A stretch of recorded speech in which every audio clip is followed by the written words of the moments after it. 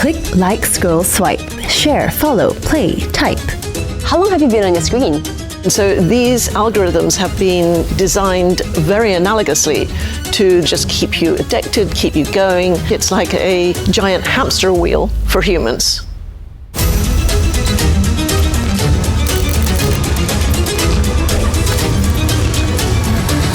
If you're watching this, you've probably lost more time to your devices than you'd like.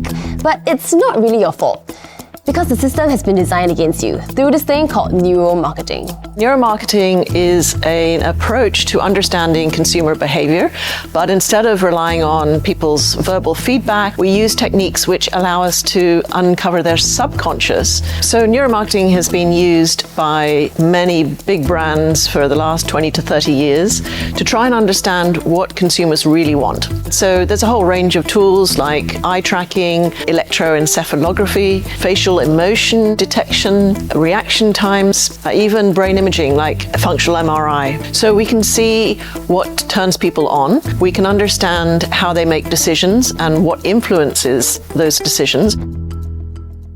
To see how that actually works, I'm donning one of these special glasses. So these are a pair of eye tracking glasses, and they allow us to track exactly what you're focused on.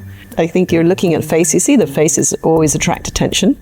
You see how things that move really attract attention. Ooh, it was interesting when it was stirring. Her eyes were also turning. How do companies use this technology to help in their research or in their, creating a product? We get to see what attracts their attention first. So things like your main website, whether the hero banner works or whether they notice the menu button, things like that. And these methods have proven to be very successful. For many online platforms, they've used neuromarketing in their UI, UX, or interface and user experience designs to make their product attractive and keep us engaged. Take the language learning app Duolingo, for example. What we've done is that we've used the same psychological techniques that apps like Instagram, TikTok, or mobile games use to keep people engaged. After they rolled out more interactive character animations in 2022, their daily active users tripled from around 14 million to over 50 million by 2026. For an app that promotes consistency for language learning, this seems like a good thing. People logged into the app daily to maintain their streak and not to disappoint the mascot owl. But whether to go from engaging to addictive or even manipulative.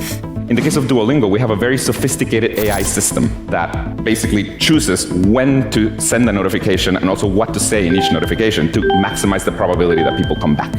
Gaming, shopping, and social media, the core playbook is the same.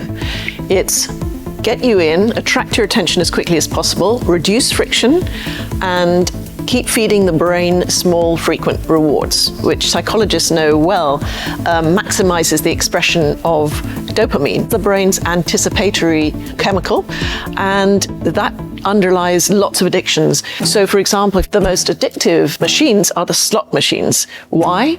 Because there's so much chance for a near miss, and that expresses dopamine much more than the reward itself, than actually a win. This keeps you engaged because you don't know what's coming next. It's the hope that perhaps the next scroll, the next swipe, the next refresh, it might be somebody liking or commenting on your posts, or it might be a voucher personalized for you. The brain prioritizes information that's personally relevant. So all of these conspire to literally keep you from disengaging. If you see it that way, what you're holding in your hands is like a handheld slot machine designed to keep you playing and expecting something new. And this strategy is widely used across different apps, especially games. If you lose, you want to win more. If you win, you also want to win more. It's like gambling. Darsley is 17 this year, and he has been playing Mobile Legends, or MLBB, for nearly 10 years since he was around 7 years old. At his peak, he spent nearly 24 hours on the game. You can almost see like a pattern. So if you win 3 out of 3, then probably the next round you're gonna lose. Then if you lose too much, then they will like match you up with bots. So that means that it will be easier for you to win? Yeah. So you don't quit the game. When you look at gaming, the access to loots, for example, is unpredictable. But because of that, it's so rewarding when you actually find some, and that keeps you going. I spent so many money in the game. I couldn't stop. Skins, recall effects. These skins shows that you're very rich in the game, lah, bro. So it's basically just like showing off. Yeah, it's flex. Yeah, it just makes your profile looks good. If I never play the game, then it's like waste my money. Besides attractive skins, many games like Mobile Legends use strategies like limited time drops, lucky draws, and blind boxes to create a sense of urgency or rarity to compel users to keep logging on to play. Is it now looking back, would you say that back then you were like addicted to this game? Not addicted, it's very addicted. So that might fast me stop playing game lah, bro. So what can we do to break the cycle? The first case in any of these scenarios and addiction situations is education. Understanding how easy it is to get hooked and why, and then putting in checks and balances, deliberate screen time with a purpose. So we found using a range of neuromarketing tools that even just 5 minutes of reading a fictional novel in the morning can actually reduce stress and sets up your brain to be more creative for the whole day. This is a study we did for the Queen's Reading Room in the UK.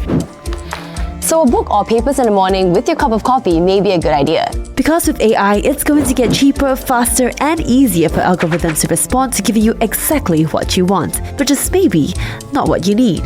So it's time to really protect what's important, and that's you. Because remember, you're smarter than your smart device.